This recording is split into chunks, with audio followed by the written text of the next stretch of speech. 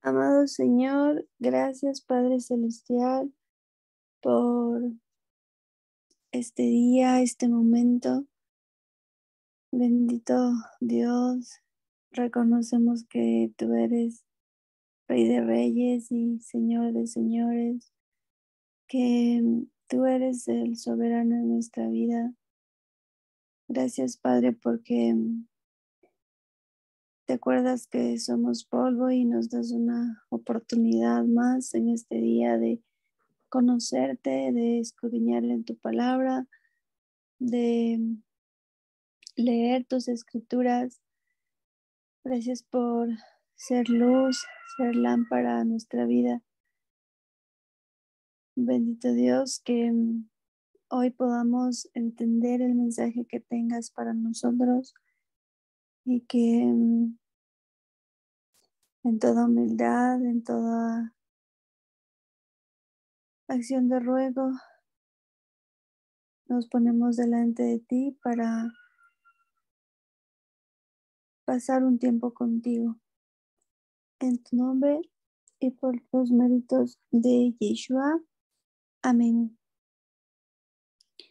Muy bien. Vamos a repasar, bueno, va a leer el capítulo 24, que es el que nos corresponde el día de hoy. Comienza en el versículo 1 y dice: Dijo Jehová a Moisés: Sube ante Jehová tú y Aarón y Nadab y Abiú y 70 de los ancianos de Israel, y os inclinaréis desde lejos.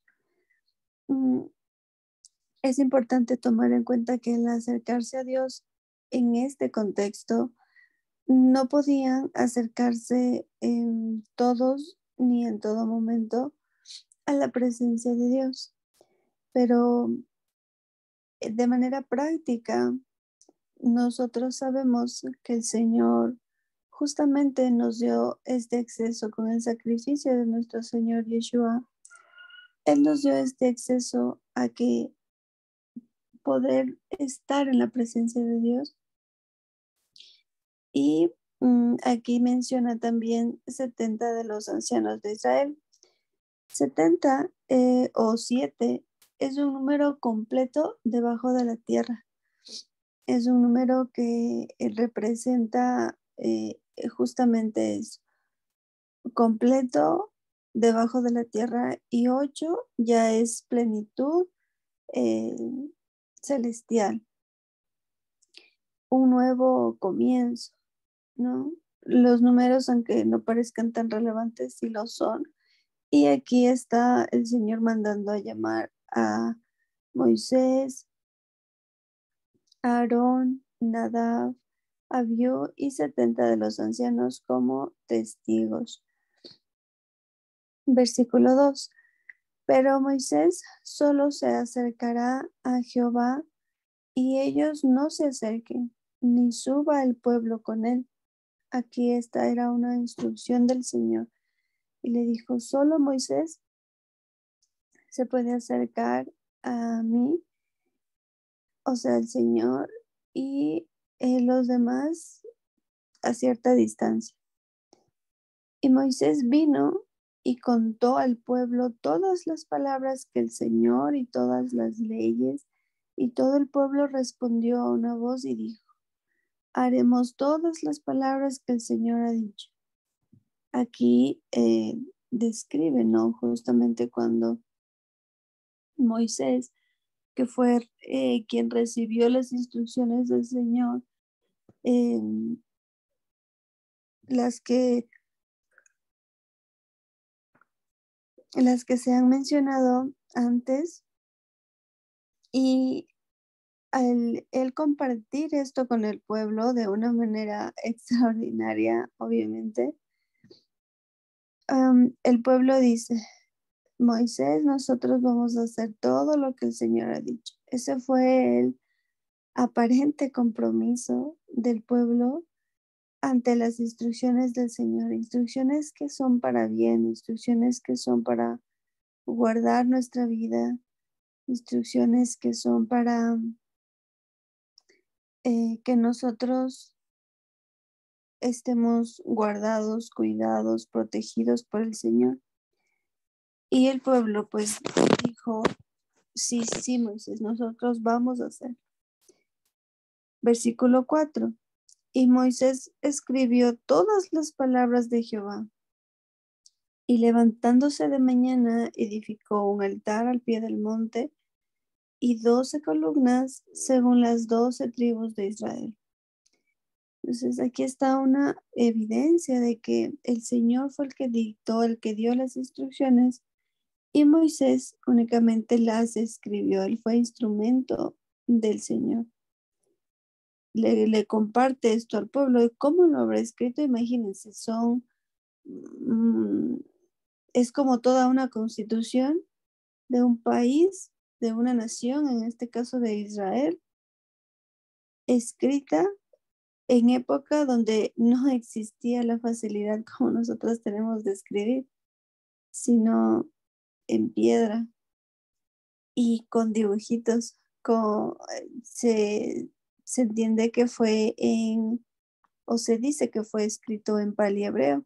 Quizás incluso hasta pudo haber sido un idioma mucho más antiguo, pero esos idiomas eran con jeroglíficos, dibujitos, ¿no?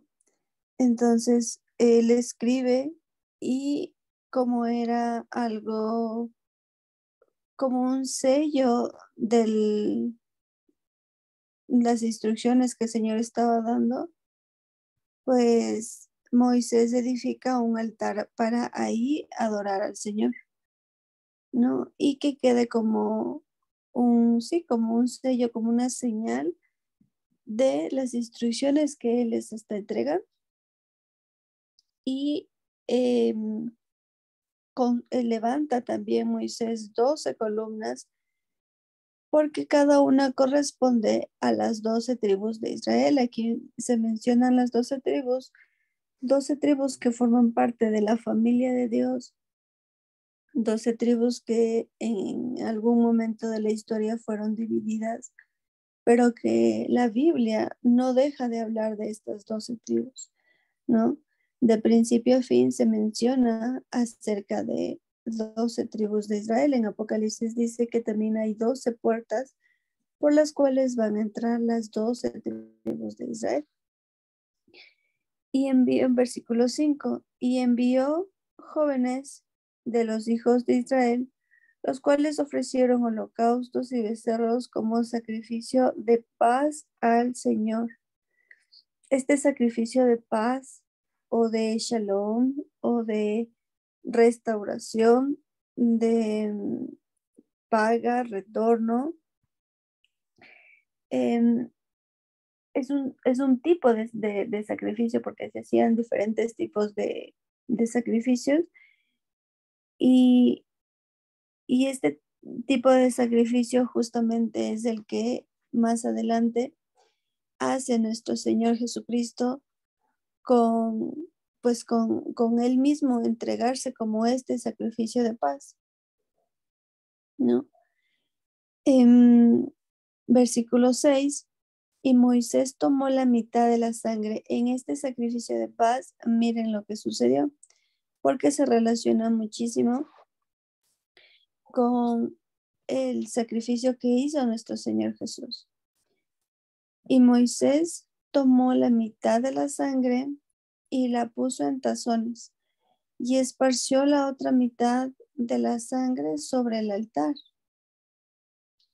Entonces, la sangre de este sacrificio la tomó Moisés y parte de esta la puso una en tazones y otra sobre el altar. Y vamos imaginándonos esta escena, ¿no? Y tomó el libro del pacto, es decir, el rollo, las instrucciones, las piedras, no podría yo al menos decir a ciencia cierta, libro no fue, eso sí, yo creo que el libro no fue, pero sí fueron piedras, no sé de qué tamaño, no sé de qué forma, Pero tomó el pacto, las instrucciones y lo leyó a oídos de todo el pueblo. O sea, fue declarando, fue compartiendo con el pueblo todas las instrucciones, el cual una vez más dijo, haremos todas las cosas que Jehová ha dicho y obedeceremos. Entonces, vamos a hacerlas, pero no las vamos a hacer por hacer ni a ciegas, ni las vamos a hacer solo como una carga, no las vamos a hacer solo por obligación, las vamos a hacer con entendimiento, con conocimiento de causa y obedeceremos. O sea, la evidencia de que el pacto de Dios está en nuestra vida es la obediencia. Fidelidad tiene que ver con fe. Si nosotros decimos tener fe, significa tener fidelidad a Dios. ¿Y cómo se expresa esa fidelidad? Es mediante la obediencia. ¿Qué es lo que aquí el pueblo está diciendo? Versículo 8. Entonces Moisés tomó la sangre y roció sobre el pueblo. Querida, pues un ratito. ¿Cómo era? A ver, el pacto es que debemos ser obedientes y la fe es fidelidad. Debemos ser fieles. Sí, la fe tiene que ver con fidelidad y esa fidelidad se expresa mediante obediencia. Gracias, niña Cris. Vale. Entonces Moisés tomó la sangre y roció sobre el pueblo. Y aquí hay sangre que también fue rociada sobre el pueblo. La sangre de nuestro Señor Jesucristo también fue rociada sobre nosotros. Esa sangre que el Señor derramó por voluntad propia, esa sangre fue la sangre del pacto, la sangre de la promesa, la sangre de la redención. Aquí vemos de manera didáctica, se puede decir, lo que sucedió en época de Moisés, pero que era un anticipo de lo que el Señor haría más adelante, porque luego que rocía la sangre, continúa en el versículo 8 y dice, he aquí la sangre del pacto que Jehová ha hecho con vosotros sobre todas estas cosas. O sea, el Señor les entrega las instrucciones y rocía la sangre en este caso de un becerro, sobre el pueblo. Pero luego esto, más adelante, vamos a ver algunas referencias que nos da aquí. Por ejemplo, en Mateo 26-28 dice, porque esto es mi sangre del nuevo pacto, que por muchos es derramada para remisión de los pecados. No necesariamente era un nuevo pacto como tal, porque vemos que desde Éxodo nos está refiriendo a Mateo. Quiere decir que era un pacto renovado en el Señor. Aquí en Éxodo vemos un ejemplo de lo que era estos pasos. El Señor da las instrucciones, es como una boda. En la boda hay, ¿cómo se dice esto? Las palabras que da los votos. Los votos que da el esposo y la esposa. Y la esposa se compromete a esos votos que ella está realizando y el esposo también. Entonces, luego, igual en la sociedad conyugal que hace, igual en un matrimonio civil, ¿no? Que el juez está leyendo, ¿no? Ese contrato y dice, a ver, ustedes van a tener los bienes en común y se van a respetar y así, ¿no? Y los dos dicen, sí, aceptamos. Entonces, listo, firman ese contrato. El Señor, como ya nos conocía y sabía lo que iba a pasar y sabía lo débil es la maldad que hay en nuestro corazón, pues Él hace ese pacto de manera unilateral con nosotros, ¿no? Él no espera que nosotros, sí, obviamente está de por medio nuestro compromiso, pero no depende del que quiere ni del que corre, sino de quien Él tiene misericordia. Y esta sangre del pacto que se está mencionando en Moisés hace referencia también, vamos a Marcos 14:24, que también dice, y les dijo, esto es mi sangre del nuevo pacto que por muchos es derramada.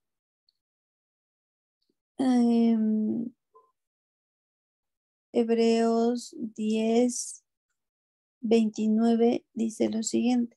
Perdón, niña Cristina. ¿Cuál era ahorita la cita? Marcos 24. Gracias. Hebreos 10:29.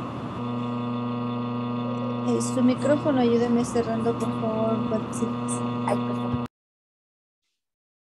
¿Cuánto mayor castigo pensáis que merecerá el que pisoteare al Hijo de Dios y tuviere por inmunda la sangre del pacto, en la cual fue santificado, e hiciere afrenta al Espíritu de gracia?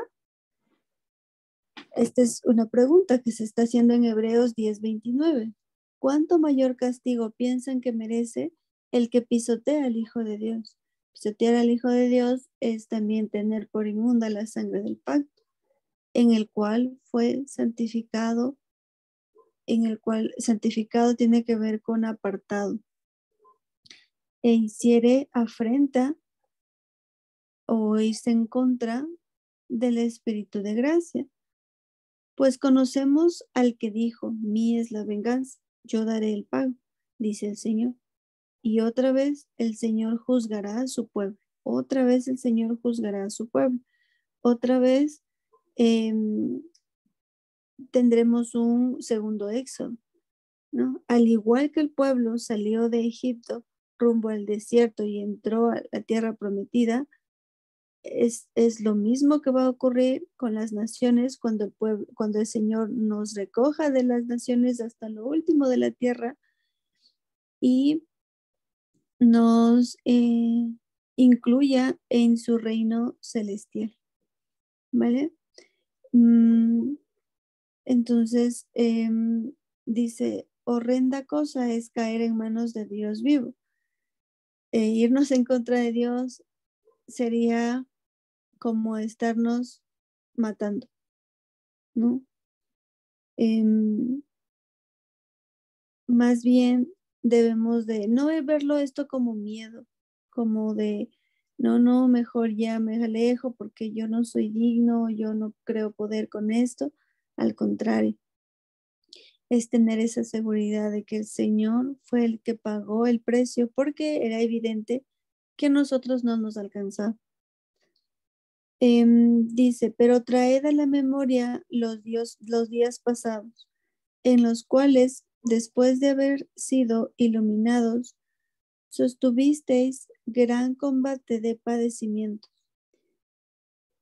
Por una parte, ciertamente, con vituperios y tribulaciones, y fuisteis hechos de espectáculo, y por otra, llegasteis a ser compañeros de los que estaban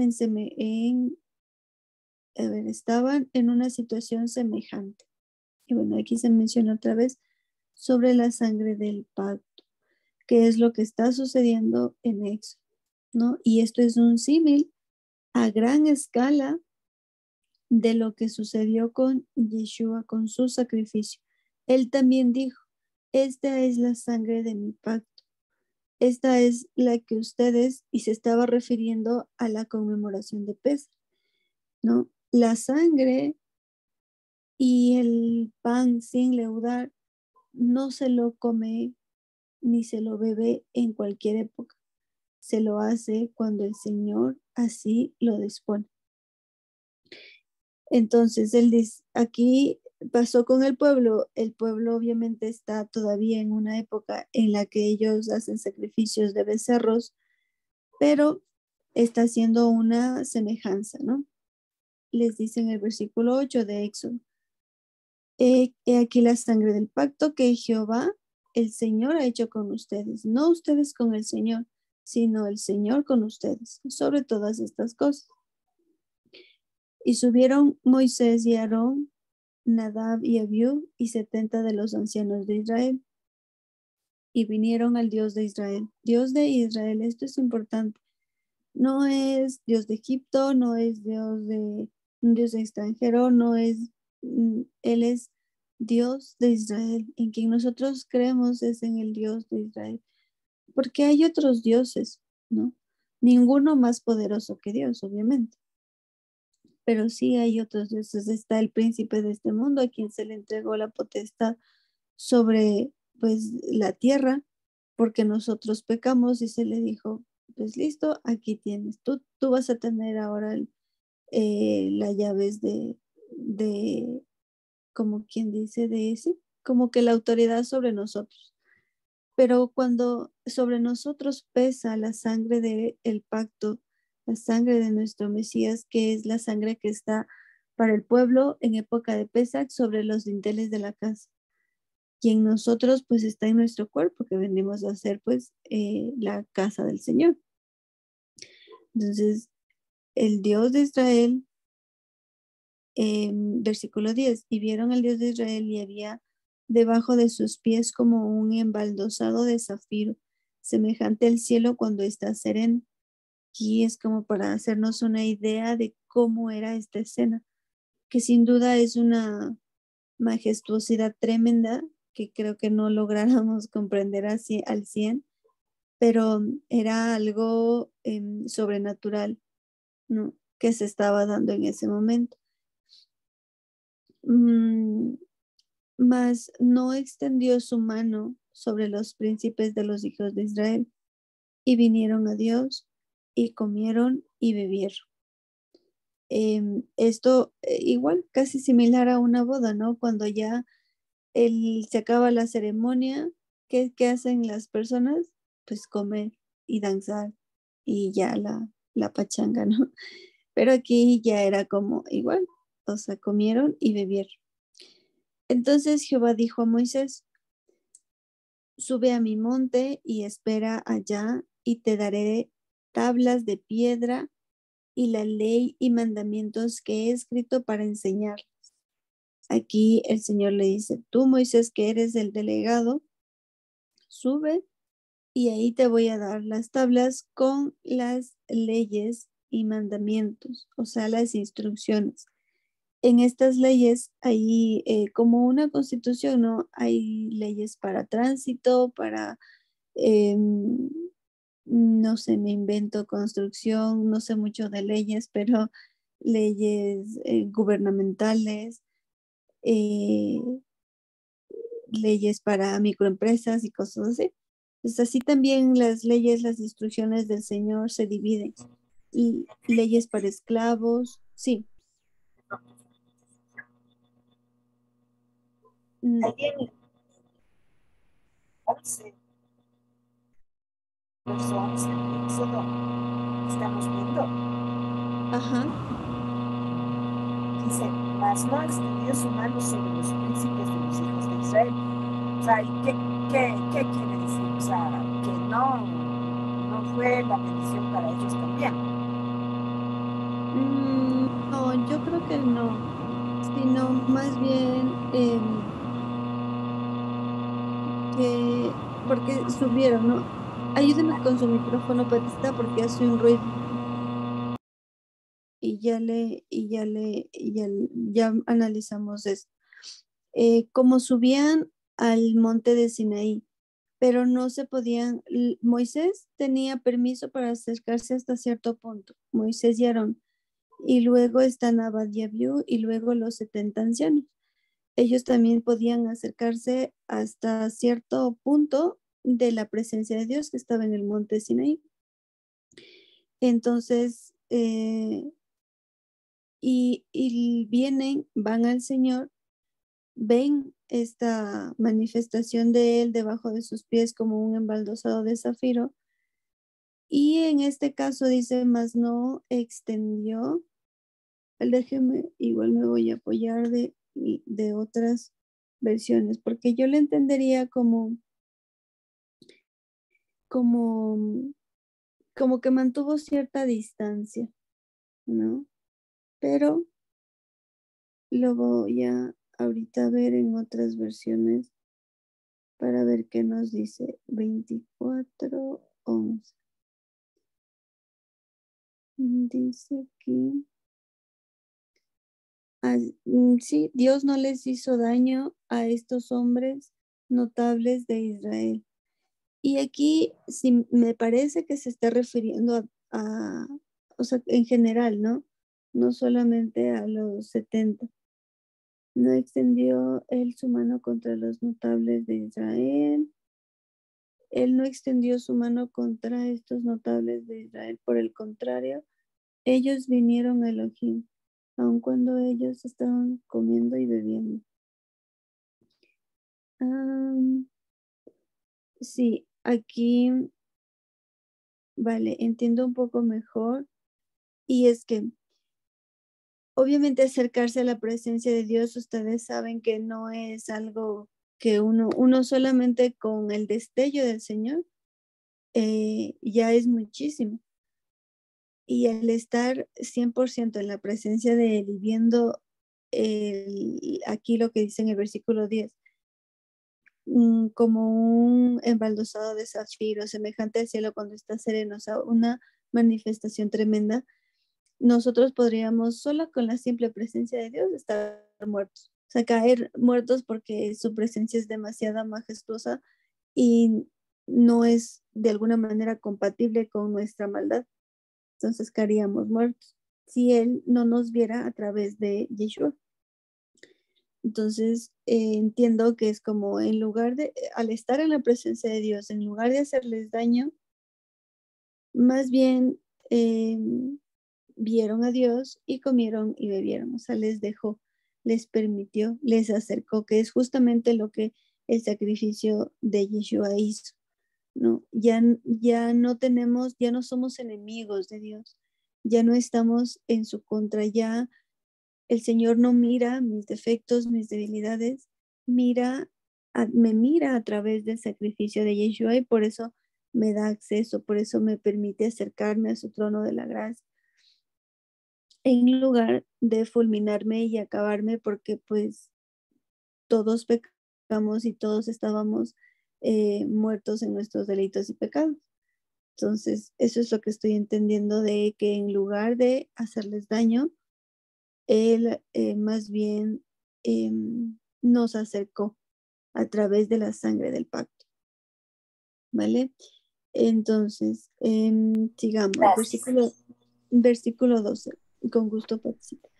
Entonces Jehová dijo a Moisés, sube a mi monte y espera allá, y te daré las tablas de piedra y la ley y mandamientos que he escrito para enseñarles. Y esto era necesario, las instrucciones eran necesarias porque el pueblo, a pesar de que las conocía, a pesar de que ya existían, pues ahora la tenían como un pacto, digamos, es como igual, repito, el ejemplo de un matrimonio. Hay personas que ahora están unidas, que viven juntos, pero que no necesariamente tienen un pacto con Dios o están, eh, incluso sí pueden estar casados, ¿no? Porque ya viven juntos.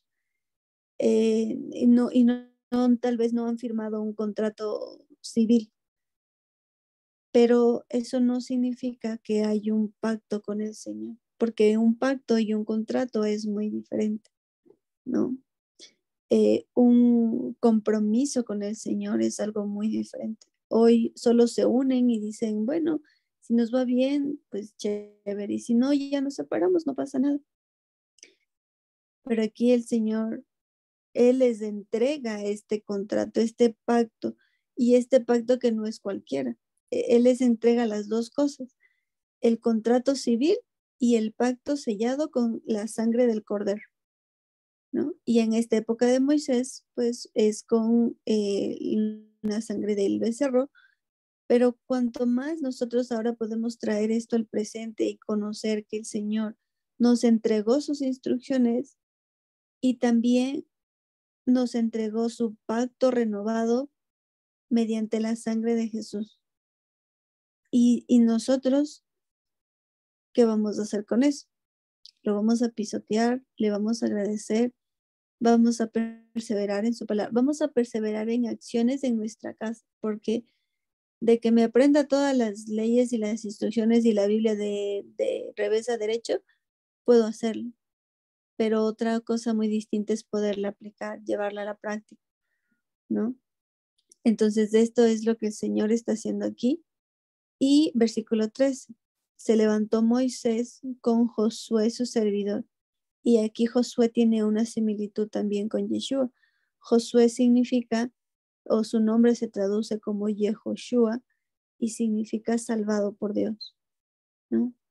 Entonces aquí también está Moisés, que es de alguna manera líder del pueblo en esta época, y está con Josué. Josué que siempre era de esas personitas que están sirviendo, que están ahí aprendiendo, que están como al lado del líder, tratando de y absorbiendo todo lo que está pasando, ¿no? Y subió, y Moisés subió al monte de Dios. Josué tampoco en esta época él podía al 100% acercarse a la presencia de Dios porque para esta época era difícil. Para esta época no era tan sencillo hablar con Dios y decir, Señor, mira, tengo esta necesidad. Los asuntos se resolvían con los líderes del pueblo, con Moisés, con Josué, los, eh, con los que Moisés había delegado, pero no podían subir directamente a la presencia de Dios. Una vez más, trayendo esto a la práctica, nosotros sí. No depende que vaya a un lugar específico, no depende que esté en alguna condición exacta. Simplemente basta con cerrar la puerta de mi cuarto, levantar mi mirada al cielo, ponerme de rodillas y orar al Señor. Y ya estoy en su presencia. Todo el tiempo estamos en la presencia de Dios. Si nuestro cuerpo es su casa, pues imagínense, todo el tiempo estamos en su presencia. Bendito Dios que esto es a través del sacrificio de nuestro Señor Jesús. Entonces, luego de esto es lo particular de Josué y la historia de Josué también es interesante porque él comenzó siendo servidor de Moisés y el libro de Josué relata que Josué es servidor de Dios. Ese fue su proceso. El versículo 14. Y dijo a los ancianos, esperadnos aquí hasta que volvamos a vosotros. Y he aquí Aarón y Hur están con vosotros. Y el que tuviere asuntos, acuda a ellos. A ver, sí, aquí está, miren, justamente esto. Mientras aquí hay un pueblo de 3 millones de personas aproximadamente, no es sencillo para Moisés dirigir este pueblo. Entonces siempre tiene que haber un orden, siempre tiene que haber personas delegadas, ¿no? Y no es que exista una jerarquía. Moisés no era mayor al pueblo, simplemente era una figura de liderazgo. Entonces les dice, esperen a que nosotros volvamos. Y aquí Aarón y Hur está con ustedes. Aquí fue cuando Moisés deja encargado a Aarón y a Hur y con los asuntos tratarán con ellos. Entonces Moisés subió al monte y una nube cubrió el monte. Es decir, una... O Sí, sea, ahí hay una preguntita, perdón que interrumpa. no, siga nomás. Ya, en el 14 que usted dice que Moisés no es mayor que el pueblo, sino líder. Es decir, nuestro amado papito precioso escoge a él como líder, ¿no? Sí, él le puso sí, sí, justamente desde que él nació, Moisés tenía un propósito, porque Moisés también recuerden que nació en una época difícil, cuando estaban matando a los niños, y Moisés, y la mamá de Moisés le mandó en un río, él creció siendo egipcio, cosas así. Entonces, y a pesar de Moisés, aún a pesar de Moisés, por eso Moisés no era que él fue líder por su capacidad humana, por su talento, por su eh, disposición. Ni siquiera él tuvo disposición para ser líder. Él dijo, Señor, no, yo no puedo, yo no sé hablar, mejor envía a otro, yo no creo estar capacitado. Entonces, pero no es del que quiere ni del que corre, sino de quien Dios tiene misericordia. Y a todos, sin duda, somos un cuerpo del Señor. Entonces, en este caso, tal vez Moisés cumplía el rol de cabeza y Aarón cumplía la función de brazo. Pero no es que el brazo es mayor que la cabeza, o al revés. Paticita, dígame. O sea, ahí viene a ser como lo que usted nos decía un poquito más antes, es apartar. O sea, santificado quiere decir apartar. Ahí Exactamente. coincidiría, ¿no es cierto? Claro, sí, súper bien. Sí, esa referencia está muy bien porque Moisés sí era santo, pero no santo de que no se equivocaba, no santo de que no pecaba, no santo de que le obedeció así al 100% a Dios, sino era más bien santificado o santo de apartado, de distinguido, de separado por Dios. Moisés, tú vas a cumplir esta misión, Moisés, yo tengo un propósito para ti desde que tú naciste y por eso aunque tú te quieras ir a la derecha o a la izquierda, yo te voy a llevar recto. A pesar de que Moisés se negó, como unas 3 veces se negó y dijo, no, le puso excusas a Dios. Eso también lo hemos leído. Dijo, no, Señor, yo no creo que pueda. No, a ver, ¿cuál es tu problema? Moisés? Es que no puedo hablar. Listo, te pongo a tu hermano Aarón. A ver, ahora, ¿qué más? Y así, ¿no? Yo lo describo como de manera muy, em, como, no sé, como muy libre, pero obviamente había un orden a esto, ¿no? Entonces, sí, lo estamos entendiendo súper bien desde mi punto de vista, de esa forma. Por eso no es que, y en lo personal, ¿no? Sin ofender a nadie, pero no es como el santito de tal cosa, el santito y es el que me salva y es el que me, no. O nosotros creer que hay personas o que nosotros mismos ya tenemos una aurora en la cabeza y decimos, sí, es que ya santos. Santos de no, ese es un concepto también que hemos aprendido de manera errónea. No significa de ese tipo de santidad, sino el hecho de que el Señor nos puso como luz, como sal en esta tierra. Esa es la santidad, esa es la responsabilidad incluso que tenemos, la que tenía Moisés aquí, por ejemplo. ¿Vale? Entonces, versículo 15. Entonces Moisés subió al monte y una nube cubrió el monte, la presencia del Señor que se manifestaba como vemos aquí de diferente forma. No, esta era como la manera en la que el Señor se presentaba, porque no era yo, o sea, en lo personal creo que no era directamente así como tal vernos cara a cara con Dios, porque nadie ha visto cara a cara a Dios, pero sí su presencia, como ahora puedo sentir su presencia mientras camino y siento paz y, o sea, es algo que no es visible al 100%, pero que sí se la puede sentir. Y aquí había esta manifestación. Versículo 16. Y la gloria del Señor reposó sobre el monte Sinaí. En aquella época era de esta forma. La gloria del Señor, la presencia de Dios, ¿no? Estuvo en el monte Sinaí, la nube la cubrió por 6 días y al séptimo día llamó a Moisés de en medio de la nube. Es decir, Moisés estuvo como a la espera durante 6 días, que son igual 6 y 7 días. El séptimo día es cuando el Señor eh, nos ha dispuesto que paremos nuestras actividades y, o sea, ahorita lo estoy haciendo como eso, no semejanza a los 6 días que el Señor nos da para trabajar y el séptimo día reposa la presencia de Dios sobre nuestra vida. Entonces, como que Dios viene y dice, a ver, se sienta a la mesa y dice, compartamos, a ver, quiero un tiempo contigo.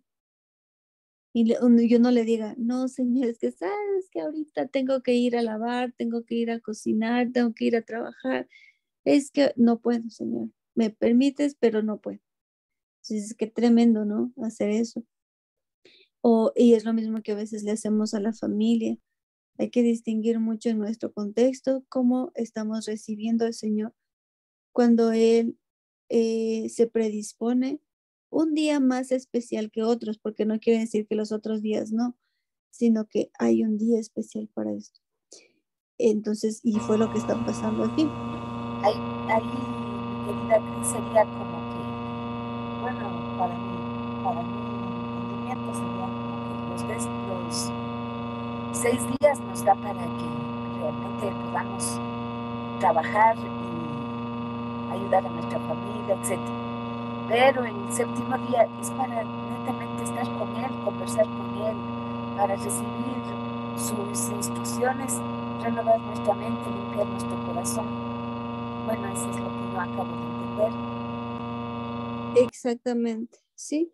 Y no, obviamente esto yo creo que es dependiendo del contexto de las personas, porque digamos que hay una mamita que tiene hijos pequeños, lógicamente los tiene que atender y tal vez no, su tiempo no sea igual al de una persona que no tiene hijos.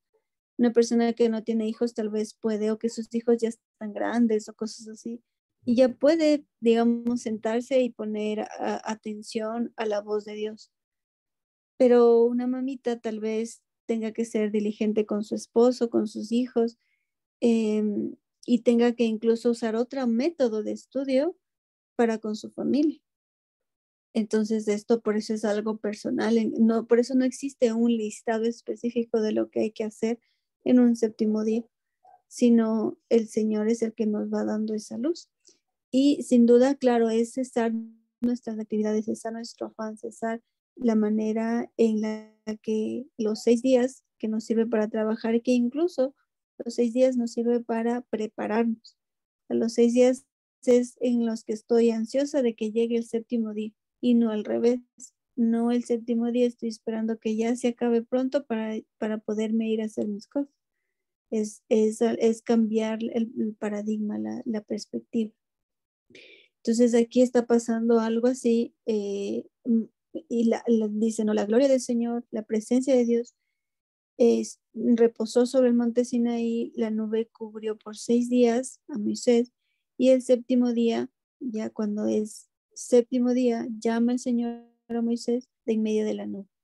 Entonces, qué tremendo, ¿no? El séptimo día que Dios diga, Cris, vamos a hablar. Wow, Señor. O sea, y eso es lo que él de alguna manera nos dice, no literal como aquí está pasando con Moisés, pero sí, sí tenemos esta instrucción para los que somos hijos de Israel, ¿no? Para quienes estamos aceptando este pacto, que no es solamente agarrarnos de la sangre y decir, sí, yo creo en Dios, pero necesito obedecerlo.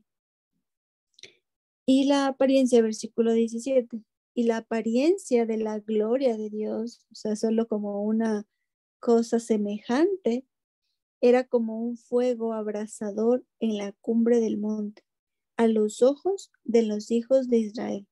Es decir, el pueblo estaba mirando de lejos esto que estaba pasando, ¿no? La apariencia de la gloria, no dice como Dios mismo, sino la gloria de Dios, su presencia, su manifestación. Por eso es que esta fue el primer Shavuot, el primer Pentecostés, porque aquí ya se presentó la presencia de Dios, el Espíritu, la gloria de Dios. Y luego, en época de Hechos, fue una vez más. ¿Qué pasó? Y aquí nos da solo como una semejanza, dice como un fuego abrasador en la cumbre del monte. Imagínense ver eso ahorita bueno, yo donde estoy, pues en el Chimborazo, que hay una nube que cubre el monte y un fuego abrasador. Esto sería para espantarme, para asustarme y para decir esto ya es, se viene algo, ¿no? Pero el pueblo sabía y sin duda le daba miedo, ¿no? También pero ellos estaban de lejos y veían y sabían que era Moisés el que estaba ahí, que era el Señor. O sea, el Señor también tiene testigos, esto es importante. Él no hace escondidas las cosas, no es que viene alguien y dice, ah, el Señor me habló y me dijo que tenemos que dar esto, que tenemos que hacer esto. Sí, pero eso necesita ser comprobado con la palabra. Y luego vemos que aún el Señor, cuando Él se manifestaba, o cuando su presencia se manifiesta, Él no lo hace a escondidas. Y esto lo digo por un personaje igual a nivel histórico, que fue lo que Él dijo, ¿no? Constantino dijo que Él vio una cruz y que como vio esa cruz, ahora Él ha decidido y Él cree que esa es la manifestación de Dios, que la religión universal va a ser el catolicismo. Y bueno, ahí esas son cosas históricas, pero así se han armado distintas religiones, ¿no? Hay otra que he escuchado de una mujer, no me acuerdo ahorita el nombre, pero que también a ella el Señor le habló y el Señor le dijo que hay que hacer escuelas, que hay que hacer hospitales, que hay que hacer cosas que no están mal, pero que también es de la motivación con la cual se hacen las cosas. Y así he visto diferentes ejemplos, ¿no? Pero el Señor, su manera de manifestarse, siempre ha sido con su pueblo. Y finalmente dice que, versículo 18, entró Moisés en medio de la nube y subió al monte. Y estuvo Moisés en el monte 40 días y 40 noches. Aquí es cuando Moisés, imagínense Moisés, el líder de este pueblo, 3 millones de personas, en la presencia de Dios, habiéndoles leído al pueblo las instrucciones y el pueblo habiéndole dicho, vamos a hacer y obedecer lo que el Señor diga. Entonces Moisés una vez más sube al monte, está en la presencia de Dios 40 días y 40 noches y vamos a ver qué sucede más adelante mientras Moisés está recibiendo igual las tablas de las instrucciones y vamos a ver lo que el pueblo hace, pero no se pierdan los siguientes capítulos que igual están bastante interesantes, ¿vale? A ver.